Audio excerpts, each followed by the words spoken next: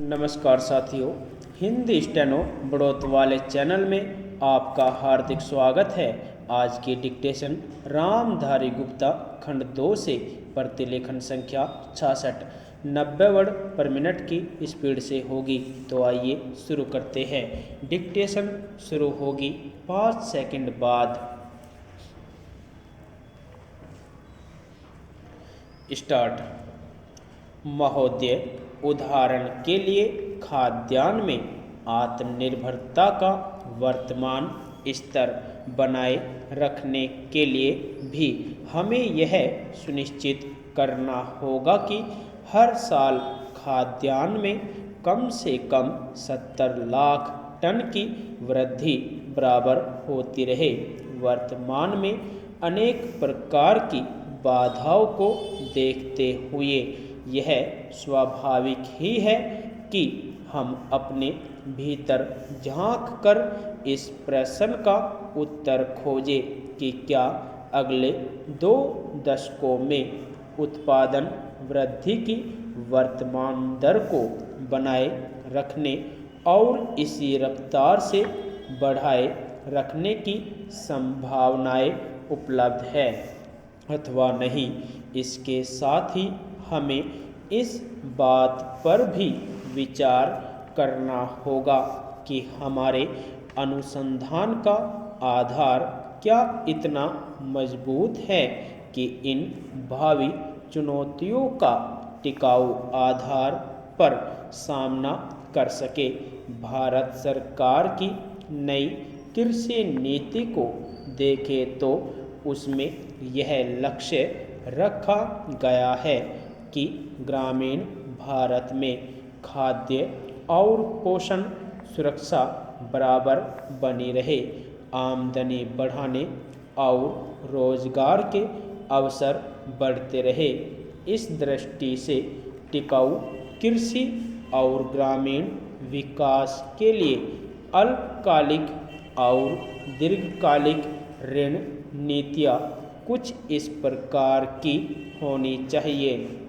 खाद्य उत्पादन में पौध प्रारूप को सुधार कर विकसित की गई गेहूं और धान की अधिक उपजशील किस्मों और मक्का, ज्वार तथा बाजरा में संकर ओज का उपयोग करके ही विशाल प्रगति की गई, लेकिन अब भी इन फसलों की उन्नत किस्मों की आनुवंशिक संभावनाओं का पूरा इस्तेमाल नहीं किया गया।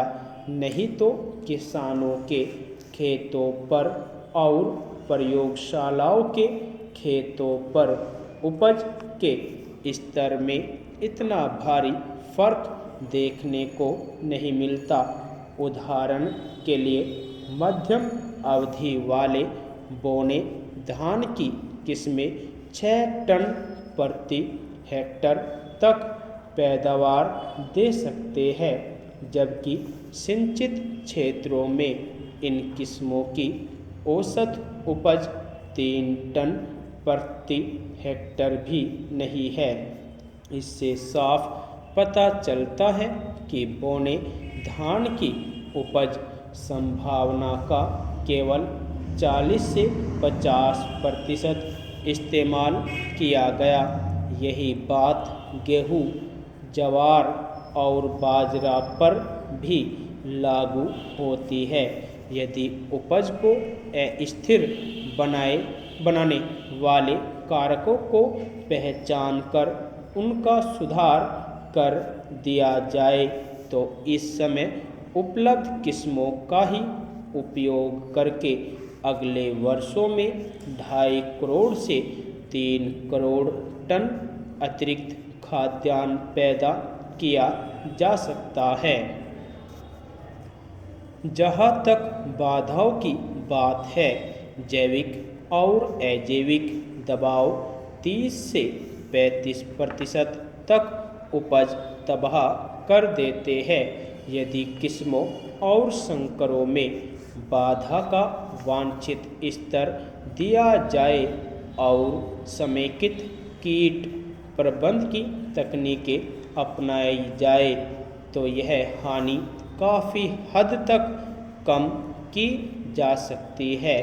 पोषक तत्वों के असंतुलित और कम मात्रा में उपयोग करने, अनुचित किस्मों को चुनने और घटिया बीज के कारण भी उपज की बहुत हानि होती है, जिसे कम किया जा सकता है।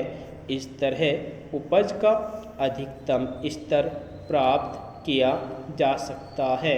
हाल ही के वर्षों में जहां नई तकनीकें नहीं पहुंची है, वहां उनका प्रसार करके आशातीत सफलताएं मिली है।